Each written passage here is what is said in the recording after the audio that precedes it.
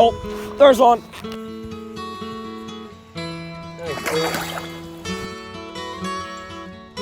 Hello and welcome back to another episode of Erie Fishing. This is episode 2 of our essential steelhead flies for this fall. Today we're going to be tying the Glo-bead Leech. It's a cool little leech pattern that I developed. Really works great in all conditions. We've caught steelhead on this fly in anywhere from 55 to 35 degree water. It's just a great all-around fly. We have found, however, that it works especially well on dark days and dirtier conditions. But here's that fly. You can see it's got some chartreuse and black marabou. Plenty of flash in there. It's characterized by a bright orange head. I like a more opaque head. White will work. Very pale pink will work. Doesn't really matter too much. That's just what they're keying on to before they see the rest of that body. This fly's also got a ton of movement in the water. Just all around very versatile. Pretty easy to tie. But before we tie this fly, let's look more closely at some of its features.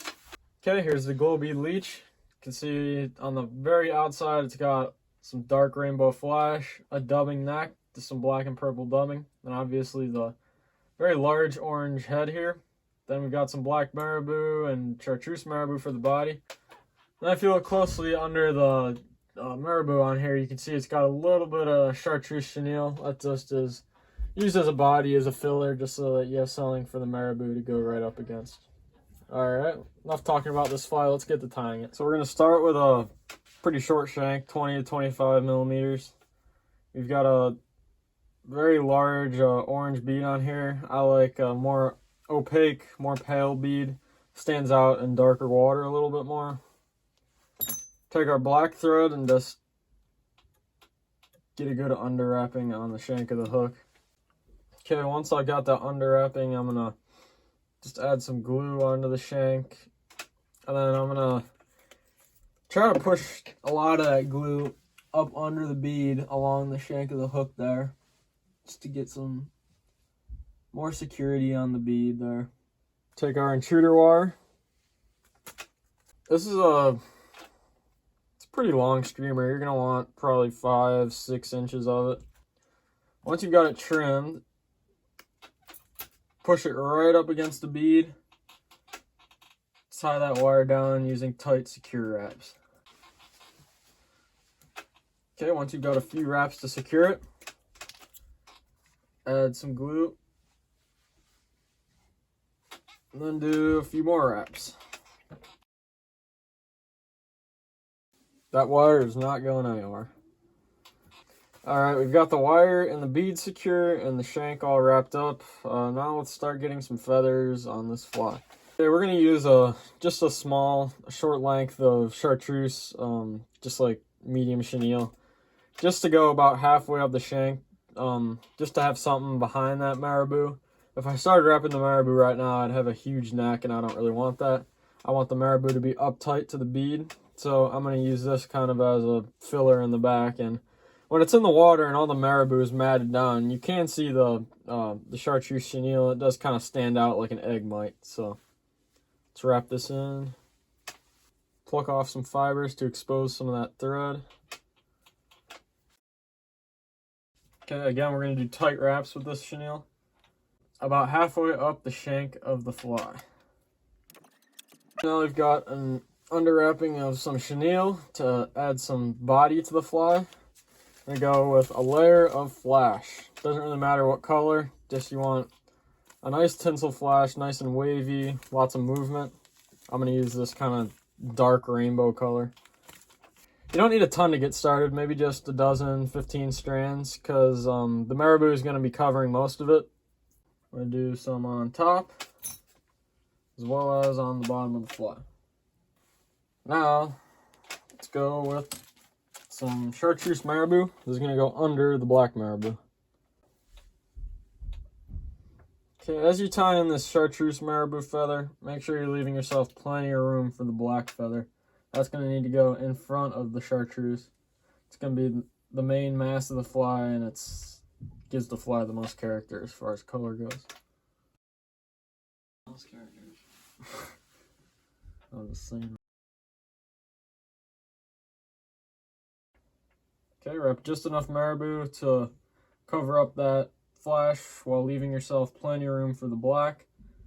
Gonna tie that down. No need to make that neck too pretty because it's gonna be covered with black.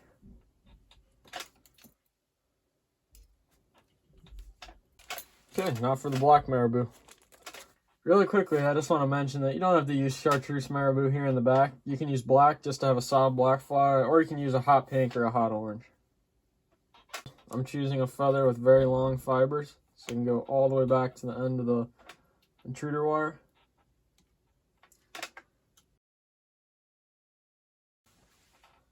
So as I begin to wrap the black marabou on, you can already begin to see the contrast that the black and the chartreuse give this fly.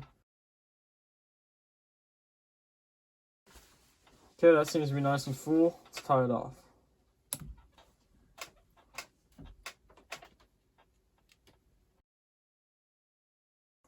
I'm just going to trim off this feather. So you have that nice short neck there. After I do the flashabou, I'm going to do a layer of purple black dubbing there just to finish the fly off. First though, we're going to add another layer of flashabou. And don't be afraid to go pretty heavy here. I'm probably using at least 20-25 strands.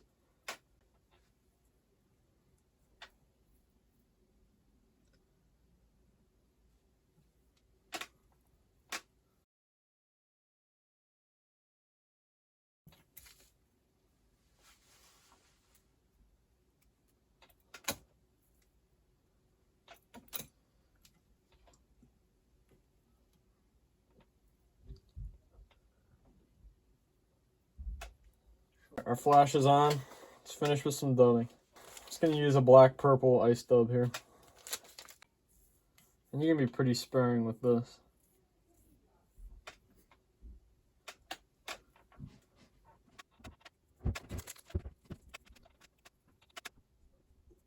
Okay, now I'm going to whip finish. Alright, and that's how to tie the Glo-bead Leech. It's one of me and Dean's favorite swinging flies. You can definitely look forward to seeing us swing with this fall. This has been Eerie Fishing. Thanks for watching. Stay tuned for another episode in this series, and we'll see you in the next one.